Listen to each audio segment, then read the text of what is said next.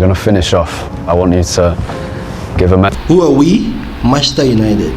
What do we want to talk about? Ruben Amorim. You are like me, the past few days has been amazing. If you listen to the intro, then what you heard was Ruben Amorim pledging to Manchester United, pledging to fight for the bash. And you know one interesting thing about the interview? The charisma behind the guy, the confidence and the directness in which he said he was going to lay his principles. We are going to talk about his first training section. What happened? How did the players perform? You know, there are a lot of players that are still in international break. So people will say you are getting ahead of yourself. I'm a very optimistic guy. I'm after watching the first interview and watching the first training section. Manchester United, be happy. We have every reason to be happy. So, what did he say in the interview? Just one thing got me really. He talked about identity, the idea. I think these are things to be excited about. And after watching the first training section, you could see the 3-4-3 setup, and that was not the most important part of the training. It wasn't.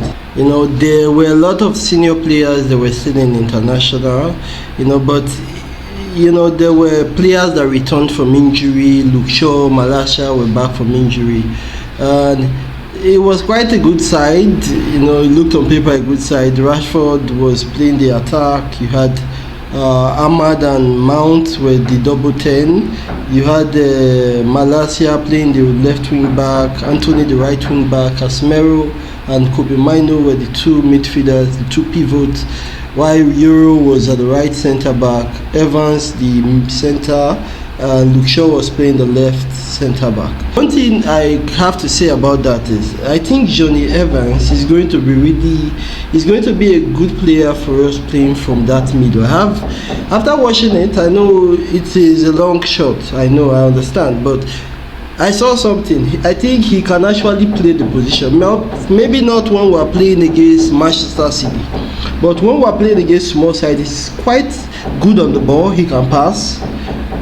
He's slow. Yes, he's old and he's slow, but I think he can actually play the position. Euro is going to do really well with the right centre back. Luke Shaw, I think this defensive lineup could definitely work for us in a match against the lower sides in the league.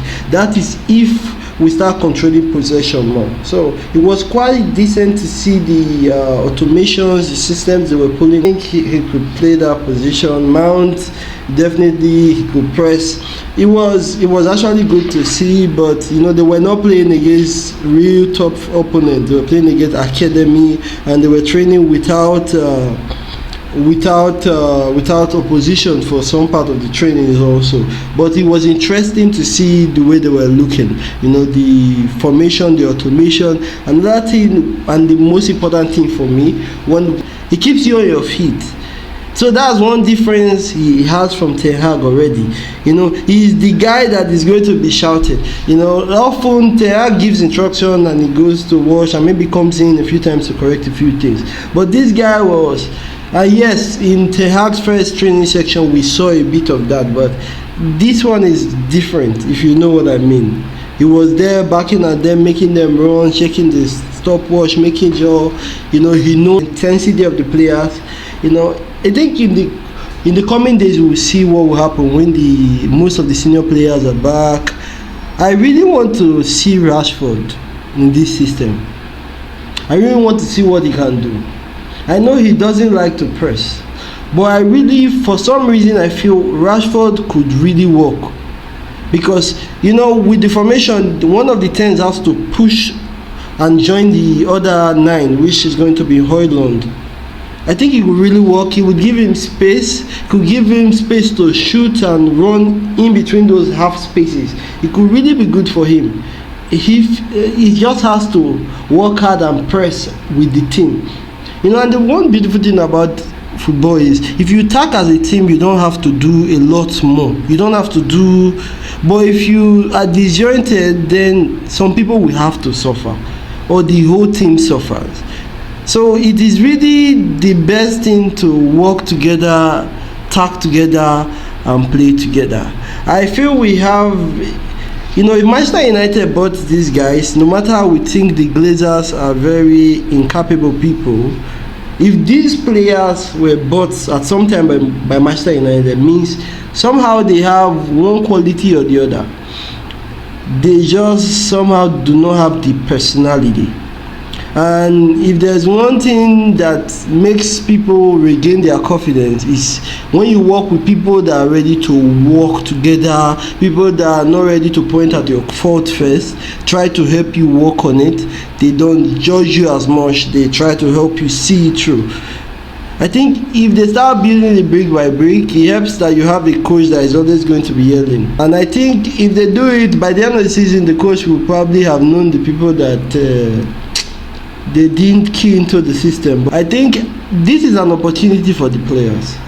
It's not an opportunity for Ruben as much as them. They have to save their careers. This is time to perform.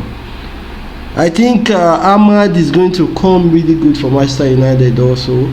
I think for the right wing back position, at least until we sign or until the summer or January transfer window, I think with a new formation, a new coach, the team is always going to have an opportunity to do something differently.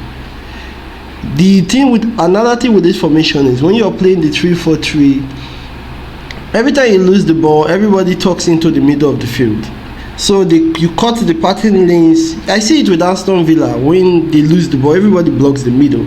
You see with Manchester City, you saw it with Arsenal last season. Every time they play Manchester City, they block the middle. They just block the middle of the field and let them go past the side.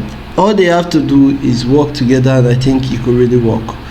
After the first interview and the first training section, I am impressed. I am optimistic.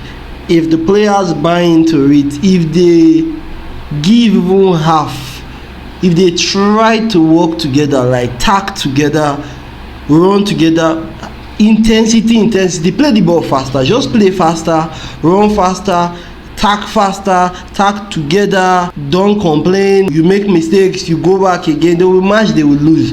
But trust me, it's the same thing Arsenal did. One game at a time, everybody working and fighting together.